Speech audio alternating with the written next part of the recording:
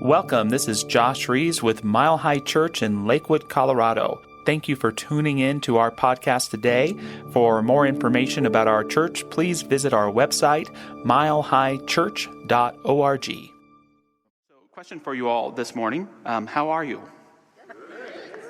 Good. Online, just tell the screen I'm listening. No. And I invite you to answer that question, not just from the state of your current affairs, but also I invite you to ask yourself how you generally answer that question. So there's lots of different categories of it. There's kind of the melancholy neutral of fine, okay, so, all right. You know, these are normally really humble people who somehow get how are you out even before they finish answering, right? And then there are the incredibly positive people. How are you today? Wonderful. Fantastic. Perfect. Really? Perfect? Couldn't be better. Incredibly annoying to the melancholy neutral people. I particularly like this answer when it's really sincere and from the heart. I have a mentor and friend, Charlie McClung, who when I was about 18 years old, got me in the habit of when anyone asked me, how am I always answered better and better for about 6 years. How are you? Better and better. And it was really cool because it opened up this ability to see that life can be more and more, that it can get better and better. And so I loved practicing that for many years. And then it became a little like shtick. You know, friends would make bets. I'll give you $5 if you can get them to answer something differently than better and better. And I remember I was talking with my friend Bruce Snow, and he said, how are you? And I said, better and better. How are you? And he said, better than you are. And then I knew it was time to retire it for a while. To practice this spiritual practice of being authentic. Because the truth is, I'm a very complicated person. How about you? I've got many layers. When you ask me, how am I want to answer, well, which me are you referring to? This could come off a little weird, right? But, I can contain many feelings at a time. I'm frustrated and joyful. I'm whole, perfect, and ticked off. I'm okay, not okay. You ever been in that place? I'm okay, not okay. Walt Whitman said it best. He said, so I contradict myself. I contain multitudes. Good response next time someone calls you on your stuff. In New Thought, we're very positive people. William James in the 19th century wrote The Varieties of Religious Experience. And in it, he refers to our blossoming faith as the religion of healthy mindedness. He calls us the healthy minds. And we do have this way. We can take any challenging word or condition and turn it into a positive phrase. I'm not sick. I'm going through a process of healing. My hamster didn't die. He's making his transition. Everything is just wonderful. I just don't know it yet. And I love this practice of using positive words. It's very important because it helps us get out of the negative thinking track and helps us to identify what we want to experience. So it's very powerful. However, if you're not careful, it can become kind of a shield against what really is going on in your life. It can become a kind of spiritual bypass, as we call it, from facing the challenges that may be before us. In our philosophy as well, we pretty much invented phrases like, it's all good, and all is well, or everything is in divine right order. And we say those things because it speaks to our core spiritual belief. The core spiritual belief of our teaching is that there is a divine spiritual perfection in, through, and around everything. Always. And when we bring consciousness and awareness to this fact of the divine perfection that runs through everything, it begins to cultivate and take root in our lives, resulting in a kind of harmony where we then experience ourselves as weaving this awareness of the divine perfection in and throughout our relationships, our work, our communities, our world. It's what we believe in. It becomes almost like a dance, even in the midst of challenges in our lives. We dance with this sacredness. We call it forth even when we experience its absence. Several weeks ago, someone asked me over text how I was doing, and I replied, "All is well, kinda." All is well, kinda. And I looked at it and I felt pretty silly at first. But then I got to thinking about it, and it really was true for me. Because in my life, I can maintain an awareness that there is a divine spiritual perfection back of every situation, available in every person, available in me. I can maintain that awareness and be hurting, and be scared about how something's going to work out, and be conflicted and challenged. I can contain those multitudes. And when we look at the world today and we see the struggles, there is no greater realization that is needed in the world than that all is well. And yet, if we want to be a relevant spiritual teaching in our lives and for the world, we have to recognize that all is well isn't the right reaction to everything. We have to understand its purpose. We can't say 40-some thousand people have died in an earthquake, all is well. We can't say all is well when we see, another video of a black man being murdered by someone in authority. No. We can't look at the Ukraine or look at a 6-year-old bringing a gun to school and shooting their teacher and say all is well. It's the right overall response, but it's not the right reaction. The right reaction is sorrow or outrage, or just that quiet mourning and grief, in order to bring forth a consciousness of hope, a consciousness of solution, a consciousness of healing into our lives. We sometimes first have to acknowledge the hurt and the pain. If not, this idea that all is well lacks relevance. It becomes a form of denial.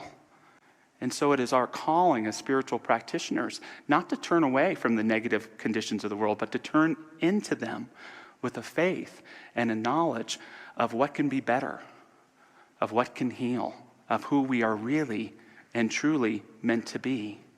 And it takes some important understandings. This first one sounds simplistic, but it's hard for us who've been in this teaching for a long time. It's the simple recognition that there are terrible things that happen in the world.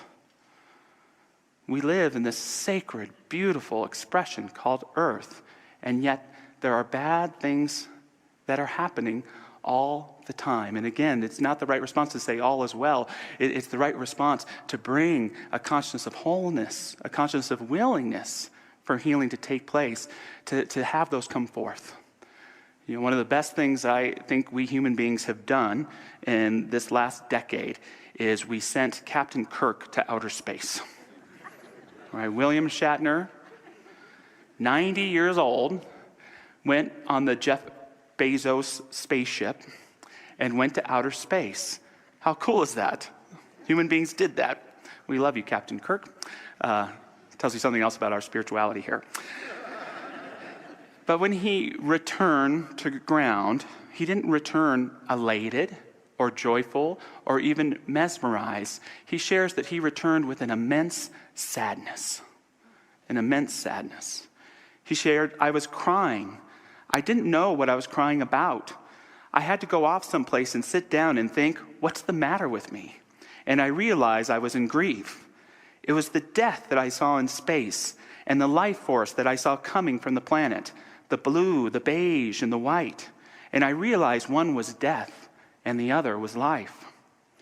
I saw more clearly than I ever have, with all the studying and reading I've done, the writhing, slow death of Earth and we on it. It's a little tiny rock with an onion skin air around it. That's how fragile it all is. It's so fragile, we hang by a thread. We're just dangling. Oh. I was tempted to do it in Captain Kirk voice, but I think it would take that kind of gut punch effect. See, sometimes to approach great grief or sadness or something that's wrong, we have to also behold the beauty, the dignity, the humanity in what we hold, and know that that is the real and meant to be thing. But we can't heal if we don't acknowledge. As a religious scientist, I don't believe in evil as a thing in itself, but I sure the hell can see it in expression out there in the world. And for us, we don't believe that evil comes from some dark lord. We believe it is the result of ignorance. It is ignorance to the grace of God, ignorance to the truth of who we are when we mistreat one another, ignorance to our own divine being when we reject ourselves, ignorance of that all is wellness, that hope, and that divine spark available for all humanity when we act out of place to it. And I would argue today that it is ignorance when we don't confront violence, racism, sexism, whatever ism you want to share or identify. It is ignorance when we don't bring a remembrance of the truth, a remembrance of who we're meant to be, of how things should be based upon the divine potential that has been innate and planted in each one of us to bring forth. I also think it's important to point out that in our teaching, we don't necessarily believe in a divine presence that's pulling the strings, that's making this happen or this not happen.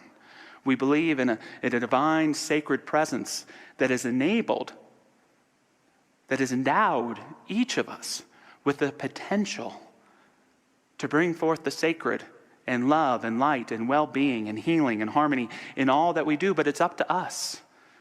God made the world, but we make it the way it is through our choices, and we experience the consequences, positive or negative, of what those are. And sometimes I'll be working with someone, and they'll say, Josh, how could God let this happen? Oh, I get it. How do you see God in this situation? And my first, maybe not the most empathetic response is, I don't believe in a God that lets things like that happen. I think we do those things. And yes, when I look at that situation, I don't see God in that at all. But that doesn't mean that I don't see God in the response. When we see something tragic happen in a community and we see the community come together to create a sense of healing and love and restoration.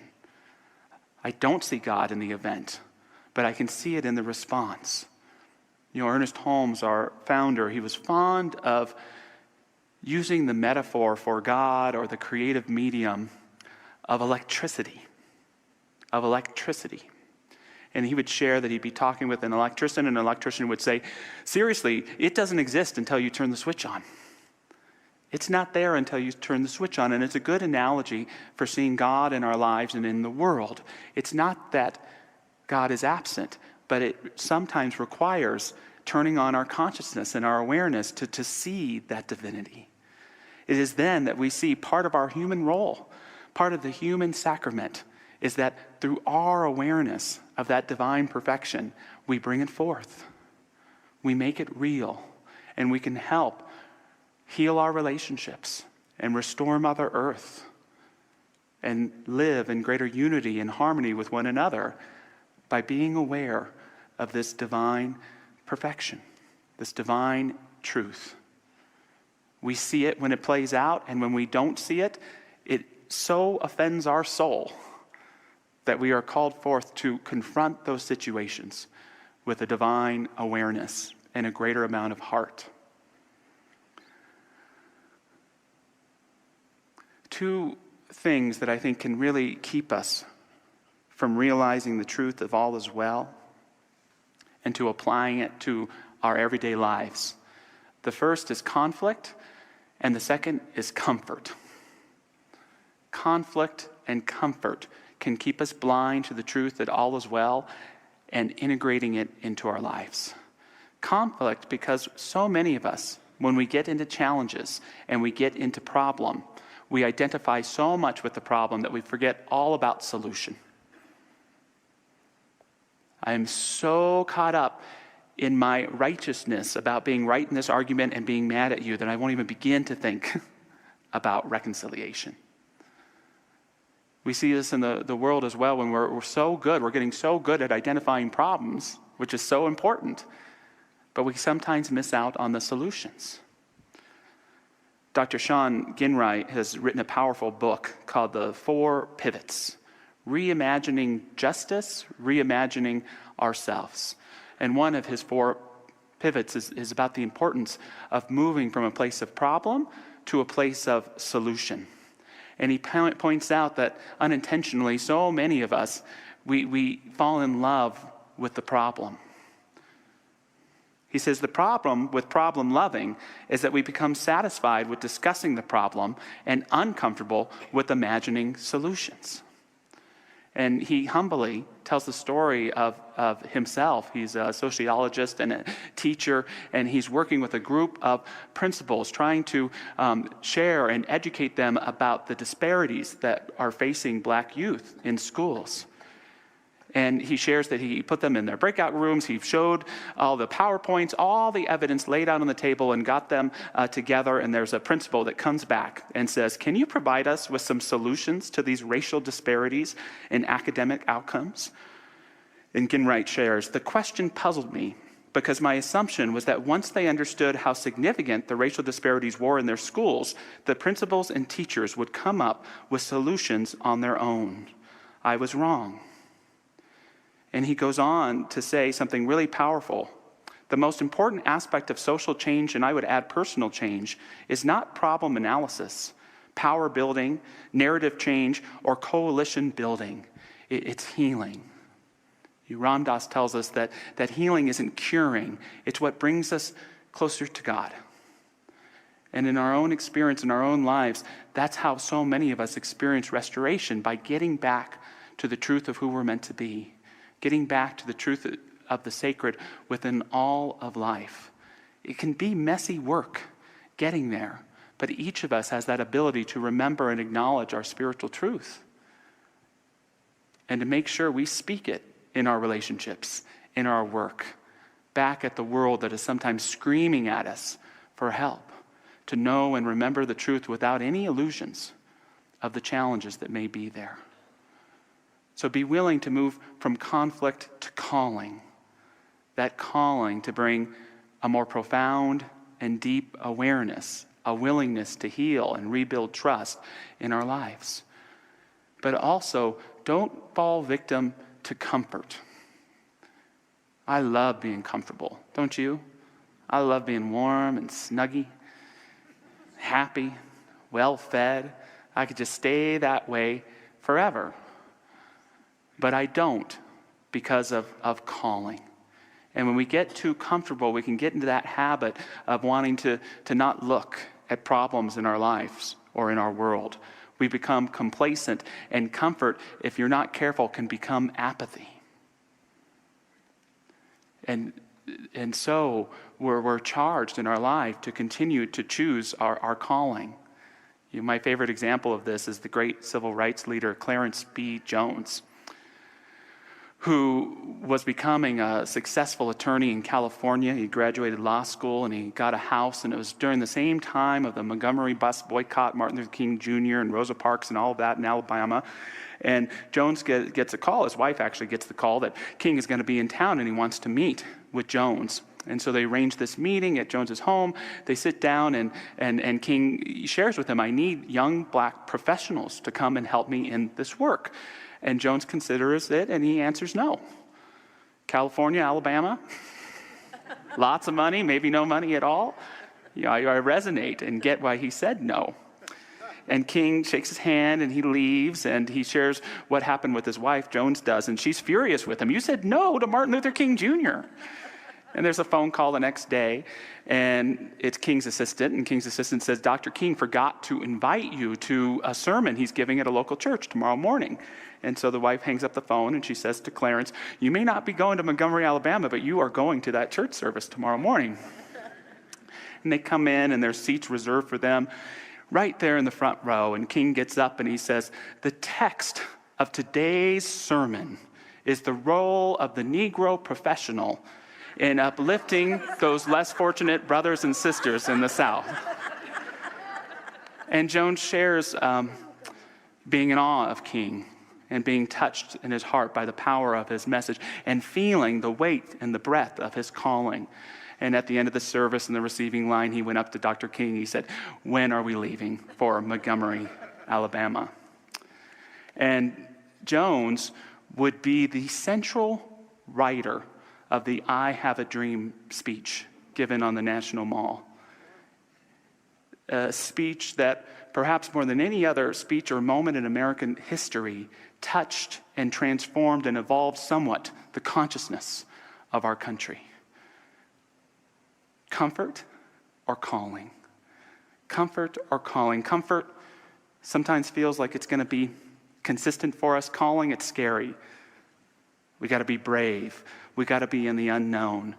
But we're spiritually mature and powerful and courageous enough to do just that, to be willing to speak the truth in our lives, to be willing to speak the truth to ourselves and to live up to it, to be willing, even in a world that sometimes appears like it is falling apart, to hold its wholeness in our heart and to be a presence for its continued as a society. The world's usually doing pretty good on its own. For all of us people, to uplift and live a life with heart and spiritual courage.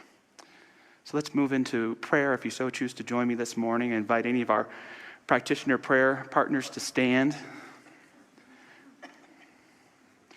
As we uplift each and every one of ourselves in this community and each and every human being everywhere, recognizing that whether one is in a state of sorrow or suffering or upliftment and joy, that the same divinity is ever present and ever available. And so we can ask ourselves in this prayer today, what is the God that I am brave enough and willing enough to call forth in my life and for all people? Let us call forth a God of healing, a God of understanding, a God of making connections, a God that can indeed make a way out of no way. May we open our hearts this morning to that recognition that all is well truth is ever present, even when it seems like it's all messed up. We have that ability to call it forth, to know that even in chaos there is peace, that even in fear there is faith, that even in what may seem fractured, there is divine connection. And this thing called our consciousness can bring forth this recognition in a way that can help us transcend the limiting, tired out thinking that isn't working anymore, and can transform us into being a presence for divine light, divine love, and divine well-being. May we embrace our own power in this moment, that power of the divine in us, calling to come forth to bless in new and profound ways. May we stand in the fire, knowing that divine transformation leads us through. And so it is. Amen. Thanks for listening to the Mile High Church podcast. This podcast is made possible by the generous contributions from listeners like you. To make a donation, please visit milehighchurch.org.